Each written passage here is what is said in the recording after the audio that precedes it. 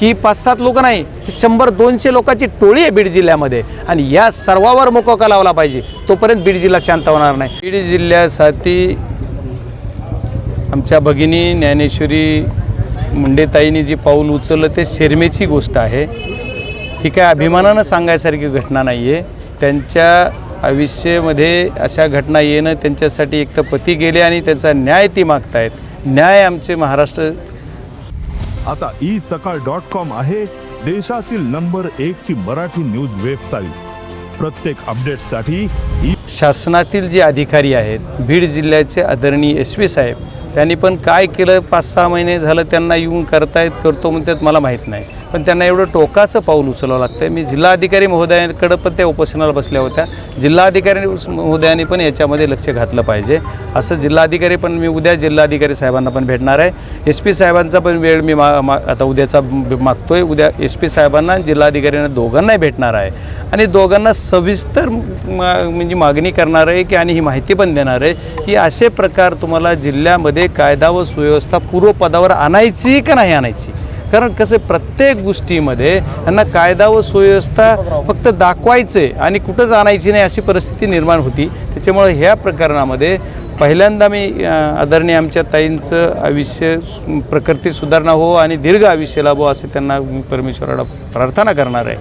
आणि या प्रकरणामध्ये मी स्वतः, माझा पक्ष, माझे नेते सर्वजण मिळून आम्ही पूर्ण फाईट आऊट करणार आणि ज्या मागच्या प्रकरणात ज्या पद्धतीनं आवाज उठवला त्याच पद्धतीनं आम्ही संसदेपर्यंत हे प्रकरण घेऊन जाणार. कारण महाराष्ट्र शासनाच्या विधिमंडळामध्ये बोलून जर काही होत नसेल तर आम्ही देशाच्या उच्च सभागृहामध्ये संसदेमध्ये हा विषय मांडणार म्हणजे मांडणार आणि त्याच्यानंतर त्याच्यावर न्याय, या प्रकरणामध्ये न्याय देऊन आपल्याला वरूनच आदरणीय अमित भाई शहा यांची भेट घेऊन काय करता येते ते बघणार. फक्त वरचे अधिकारीच बदलले जातात, परंतु जे मर्जीतले अधिकारी आहेत ते अजून सुद्धा तसेच आहेत. मी कालच बोललो, एकतर खालचे बदलले म्हणजे काय गार्ड शिपाई वगैरे जे काय असतील म्हणजे पोलीस शिपाई, शिपाई म्हणलं की त्याचा वेगळा अर्थ लावू नका, जे आहे ते पोलीस ह्याच्यापर्यंत काही अधिकाऱ्यांच्या बदल्या आपल्या SP साहेबांनी केल्या.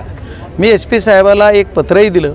त्याच्यानंतर SP साहेबाला कमीत कमी 10 वेळेस बोललो की साहेब जे अधिकारी ज्या पदावर बसलेले आहेत, PSI आहेत, PI आहेत, त्यांची बदली, त्यांच्यावर एवढे भ्रष्टाचाराचे आरोप झाले, निवडणुकीमध्ये खूप मोठा त्यांनी गोंधळ घातला, राजकीय माणसासारखे वागले. अशा लोकांच्या एवढ्या प्रचंड तक्रारी असताना सुद्धा तुम्ही त्या लोकांना बदलत नाही. तर ते म्हणले मला PIची थोडी अडचण आहे पण PSI लेवलच्या अधिकाऱ्याची काही अडचण नाही. पण आज तागायत मी सांगून 2 महिने झाले आदरणीय पोलीस अधीक्षक महोदयांना काही वेळ मिळाला नाही का मला माहीत नाही, पण त्यांनी आणखी बदल केलेला नाही. यामध्ये जबाब होतात, आरोपींची सुद्धा नावं दिले जातात, मात्र कुणालाही ताब्यात घेतलं जात नाही, चौकशी केली जाते नाही. आता याच्यामध्ये सत्ताधारी पक्षाचा त्यांच्यावर दबाव आहे का काय आहे, ह्याचं दूध का दुधावर पाणी का पाणी. आम्ही न्याय देवतेच्या मार्गाने न्याय मागणारे सर्वजण माणसं आहोत. आम्ही लढत राहू, आम्ही मावळे आहोत. त्याच्यामुळे या लढण्यामध्ये आम्हाला यश नक्की येईल. आदरणीय ताईंच्या जे सत्य परिस्थिती ती सत्य परिस्थिती बाहेर येईल. नावं दिले, त्यांची चौकशी काय केली त्याला पण आम्ही त्याला करून कोर्टातून त्याचा आदेश काढू. ह्या प्रत्येक गोष्टीला फाईट आऊट करूत. आत्ता 2 महिने मी जरा शांत झालो होतो की जाऊ देत आता एकदा बीड जिल्ह्याला कुठंतरी आणखी याला वेगळं वळण नको यायला, म्हणून आम्ही शांत होतो की झालं एकदा विषय थोडा पडदा.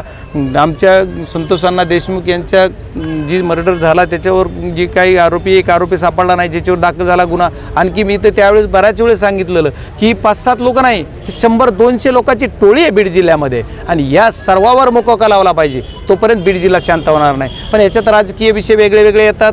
वरील राजकारणामध्ये राजकीय नेत्यांना काय वाटतं मला माहीत नाही. आम्हाला न्याय द्यायचे म्हणतात. आता आज कालचाच एक प्रकार आहे की आता आदरणीय उज्ज्वल निकम साहेबांची आता खासदार म्हणून नियुक्ती झाली. मग ते हे केस लढणार का मग हे शासनाला ज्यांनी आता त्यांना खासदारपद दिलं त्यांना माहीतच असणार की यांना खासदार द्यायचे. मग ह्याच्यासाठी आम्हाला काही म्हणजे काही चॉकलेट दाखवलं का बीड जिल्ह्याच्या जनतेला की नाही आम्ही तुमच्या मनावर किंवा आमच्या देशमुख कुटुंबियाला की आम्ही तुमच्या मनावर वकील देतो आणि लगेच त्यांना त्यांची होणारच आहे नियुक्ती, हे त्यांना माहीत असलं पाहिजे का नाही. अचानक थोडे कालच त्यांची नियुक्ती झाली. ह्याला प्री प्लान 2 महिन्यापूर्वी तरी ठरलेलं असेल की यांना किंवा ज्या दिवशी त्यांना तिकीट दिलं होतं भारतीय जनता पार्टीनं त्याच वेळेस ठरलं असेल की यांना राज्यसभा द्यायचं आहे. मग आता का केलं, आता हे केस कोण लढणार. ह्याच्यावर सुद्धा प्रश्नचिन्ह आहे. त्याच्यामुळे असे बरेच असंख्य प्रश्न आहेत. कारण कितीतरी पोलीस यंत्रणेच्या अहवालामध्ये आलेलं आहे की बीड जिल्ह्यामध्ये असे असंख्य मर्डर्स झालेले आहेत, त्याचे गुन्हे नोंद आहेत, पण त्याचं कुठेही रेकॉर्ड पुढं काय होत नाही. ह्याचाही तपास केला पाहिजे. चाहे आता काही जरी झालं तरी आम्ही मागं पडणार नाही किंवा मागं थांबणार नाही. आम्ही याच्यावर आवाज उठवणार म्हणजे उठवणार. बंगल्याहून फोन आल्यानंतर तपास थांबला गेला असा आरोप ज्ञानेश्वरीताईंनी केलेला आहे. आता ज्ञानेश्वरीताईंनी जे आरोप केला आहे त्या आरोपात जर तथ्य असेल तर सन्माननीय SP असतील किंवा जिल्हाधिकारी असतील तर यांना त्याची दखल घ्यावीच लागेल. आता माणसं परत पुन्हा आत्महत्या करायच्या ह्याच्यावर येतात, तरी जर यांना नाही झालं तर जनता यांना माफ करणार नाही आहे. वरी एक न्याय देवता आहे, वर आपली इथली खाल्ली बोलत नाही, पृथ्वीवरली, महाराष्ट्रातली किंवा जे देशातली, पण एक वर न्याय देवता ज्याला आपण मानतो, तर त्या न्यायदेवतेकडे तरी न्याय नक्की आम्हाला मिळेल. आणि या आमच्या भगिनीला न्याय मिळण्यासाठी आम्ही सर्वजण, पक्षाचे सर्व नेतेगणासहित आम्ही सर्वजण ताकदीनं उभा राहू.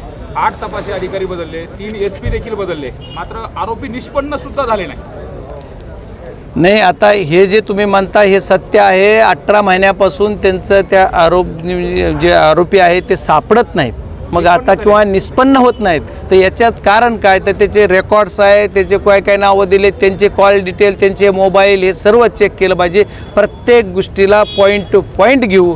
आता तुम्हाला माझी विनंती आहे की मागच्या याच्यात आमचं पण कमतरता आहे की आम्ही जास्त आक्रमकतेनं बघितलं नाही, पण आता या प्रकरणात सिक्वेन्स लावून बघू असा तुम्हाला सर्वांना मी जाहीरपणे सांगतो. महाराष्ट्राला या प्रकरणामध्ये जी घटना घडली त्या घटनेच्या सुरुवातीपासून आत्तापर्यंत जी काय सिक्वेन्स आहे त्या सिक्वेन्स लावून ह्याला न्याय मागू. आणि आदरणीय आमच्या भगिनीच्या पाठीमागं हा भाऊ 100% उभा राहणार असा शब्द देतो. बाप्पा कराडचे जे जुने सहकारी होते बाळा बांगर यांनी आरोपीचे नावं सुद्धा दिलेले आहेत, परंतु यावर कारवाई होत नाही. नेमकं चाललंय नाही, काय? आता बाळा बांगरांची मी कालची पण काहीतरी प्रेस त्यांनी घेतली बहुतेक, आणि मागे एक प्रेस घेतलेली मी थोडीफार बघितलेली.